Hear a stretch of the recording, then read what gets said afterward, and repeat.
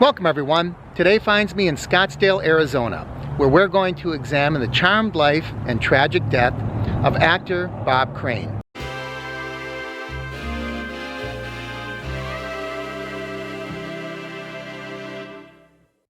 Bob Crane was best known for playing the lead character, Colonel Robert Hogan, in the 1960s sitcom Hogan's Heroes.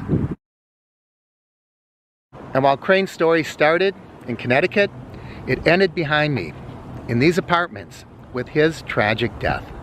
It's in this apartment complex where Bob Crane was found bludgeoned to death on June 29, 1978. Bob Crane's life in show business started as a disc jockey. After a successful run as a DJ in New York City, he was brought to Los Angeles, where he became the #1 disc jockey in that city. That led to television appearances, including a recurring role on The Donna Reed Show. His big break came in 1965 when he won the role of Colonel Robert Hogan in the television sitcom Hogan's Heroes.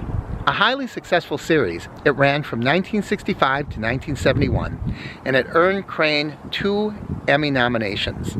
But there was also a not-so-pleasant aspect to Bob Crane's life that eventually led him to this apartment complex and his death.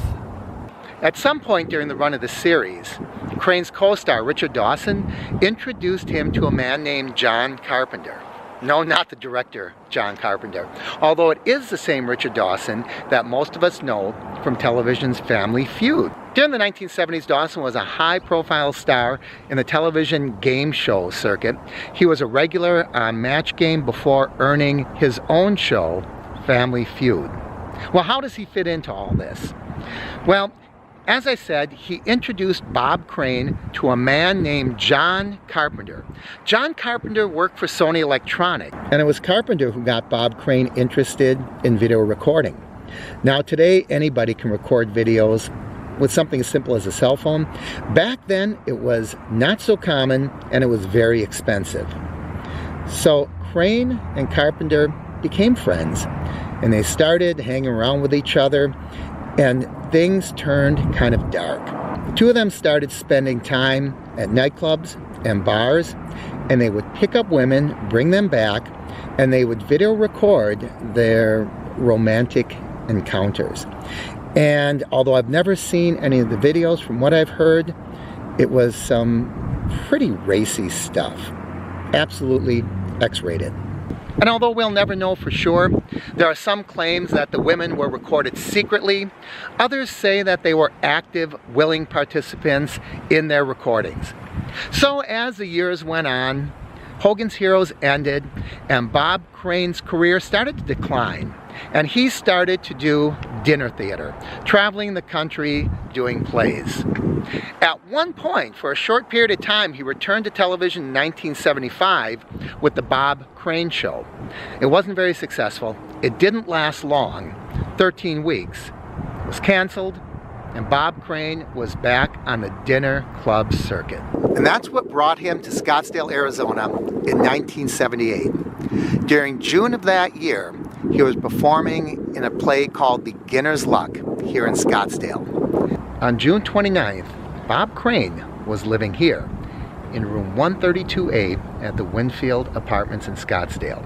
When he failed to attend a lunch meeting, his co-star, Victoria Ann Berry, decided to stop over at his apartment and check on him.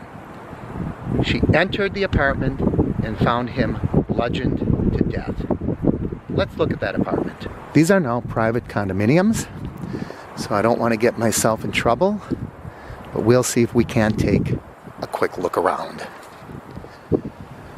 So right down here at the end, we'll be taking a look at apartment 132A.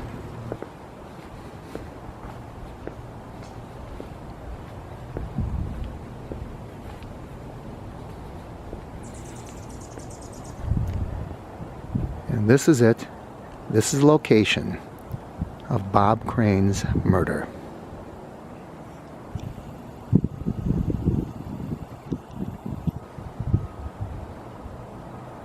On the afternoon of June 29th, 1978, co-star Victoria Ann Barry entered that door and found Bob Crane murdered. Here we see Bob's co-star, Victoria Barry, being escorted from the apartment shortly after discovering Bob's murdered body. Crane's son Robert testified that in the weeks before his father's death, Crane repeatedly expressed a desire to sever his friendship with Carpenter. He said Carpenter had become a hanger-on and a nuisance to the point of being obnoxious. My dad expressed that he just didn't need Carpenter kind of hanging around him anymore, he testified. His son also testified that the night before the murder, Crane called Carpenter and ended their friendship. Now, there were some problems with this murder because the Scottsdale Police Department was small. It was a small community, and they really weren't well equipped to handle this kind of a high-profile murder. Although no murder weapon was found, police suspected it to be a camera tripod. After examining Crane's videotapes, they tracked down Carpenter. They confiscated his vehicle, and they found blood smears in the car. They were found to match Bob Crane's blood type. But since they didn't have DNA testing back then, they couldn't prove it. And the Maricopa District Attorney decided there was not enough evidence to press charges.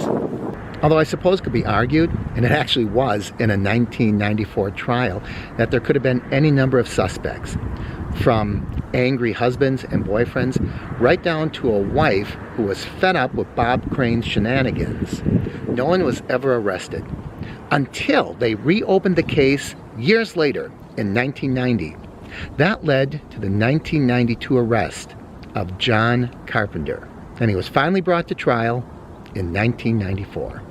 And although there was heavy circumstantial evidence, defense attorneys argued that there was nothing conclusive.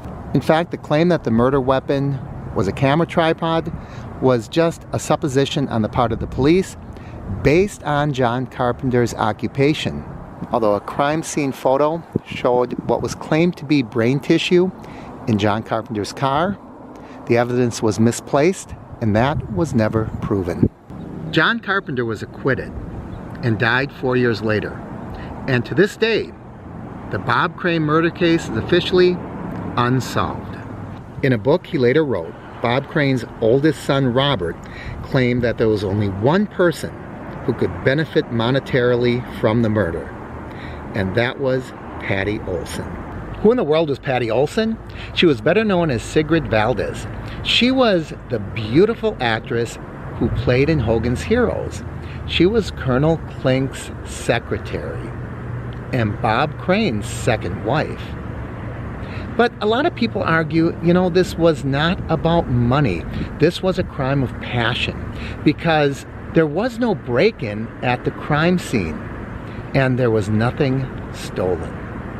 And today, Bob Crane and Sigrid Valdez share a permanent resting place with a tombstone that reads, Hogan and Hilda, together forever. But besides being a gifted actor, comedian, and radio DJ, Bob Crane was also a very talented drummer. And a little bit of trivia here, that distinctive snare drum that opens the theme song to Hogan's Heroes, that was Bob Crane playing the drum himself. Who do you think might be the best suspect in the murder of Bob Crane? To me, John Carpenter looks pretty guilty.